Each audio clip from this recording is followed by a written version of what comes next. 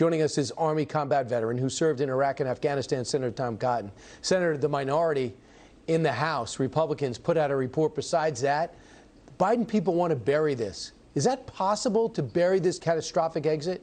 No, Brian, it's not possible to bury the fiasco in Afghanistan because it has effects that are resonating around the world today. You know, China's major state-owned propaganda outlet referred to an Afghan effect about a year ago.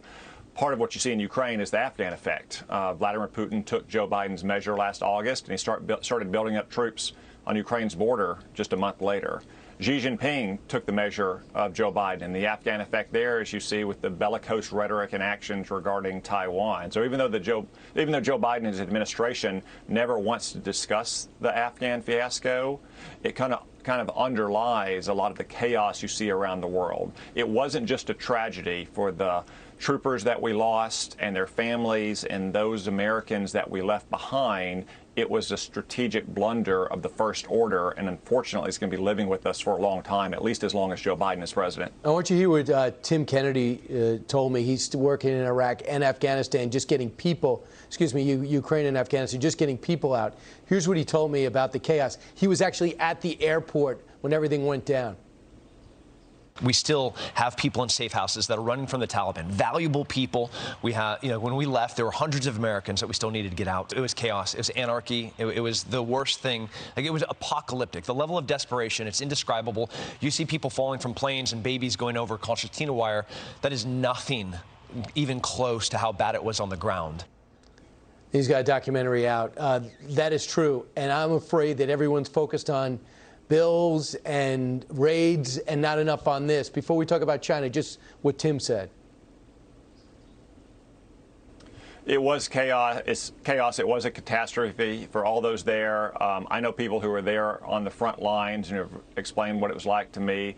It was terrible. But again, this goes back to Joe Biden's failures, and especially the State Department's failures to plan for an orderly withdrawal once Joe Biden made the decision to withdraw. The State Department leads such evacuations. The military and our intelligence agencies support them, and thrown into very difficult circumstances with very poor planning, our military, the troops on the front lines, our intelligence officers on the front lines did a good job getting out as many people as they could. But the State Department failed this test by not planning in advance to get out our American citizens and green card holders and their families. And the ultimate result of that was 13 dead Americans from that suicide bombing, and significant harm to America's reputation and prestige and sense of power in the world, which still lives with us today. And I guess China learned from that. Their belligerence is an all-time high. They're still doing exercises in and around Taiwan. It looks like the president wants to meet with President Xi. Are you convinced that this is the time to meet with China? Well, if they meet on the sidelines of a G20 summit later this fall, I don't see much wrong with it. What worries me is what Joe Biden will say at that summit. We just learned in recent days, for instance, that the Biden administration has basically approved every single export license for technology to China over the last 18 months. Joe Biden dialed it up to DEFCON 1 last month when Nancy Pelosi took a routine and ordinary trip to Taiwan, which I've done before, which members of both parties in the House and the Senate routinely do. He let Xi Jinping try to move the goalpost on our relationship with Taiwan. I'm very worried that because of President Biden's weakness, that Xi Jinping, once he secures a third 5-year term later this fall, may finally go for the jugular in Taiwan. The most important thing that President Biden can communicate to Chairman Xi at that meeting is that we will not stand by if they invade Taiwan and try to annex it forcibly to mainland China. So much at stake. Fast forward to Ukraine.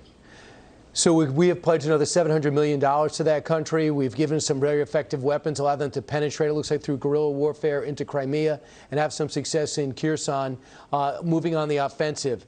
But the Ukrainians are getting frustrated. They say we're giving them enough weapons to survive but not win, and that maybe in the fall before the election, Jake Sullivan and the State Department will say, this is it, we're done. The Russians can keep what they got. Does he have a reason to fear that? The Ukrainians do have a reason to fear that Joe Biden will get cold feet, because he's kind of had cold feet from the very beginning. Since the end of last year, the Biden administration pussyfooted around with Ukraine, not delivering them the kind of anti-tank weapons at first they needed to stop the assault on Kiev in the north.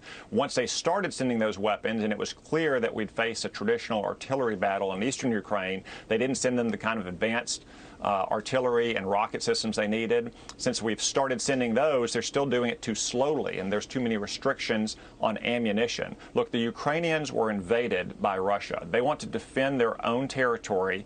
They want to fight their own war. We should arm them and allow them to do so. Exactly. That should have been our policy from the very beginning, and we might have stopped the progress that Russia made earlier this year and not have to worry about Ukraine mounting a counteroffensive. But it's well past time to make sure Ukraine has all the weapons they need to defend their territory and hopefully begin to take some of that territory back so they can get to the negotiating table on favorable terms to get a satisfactory outcome to the Ukrainian people. When are you going to decide if you're running for president? I know you're in Iowa. You know, Brian, I had a drill sergeant that used to tell us on the rifle range to hit the 25-meter target before you hit the 300-meter target.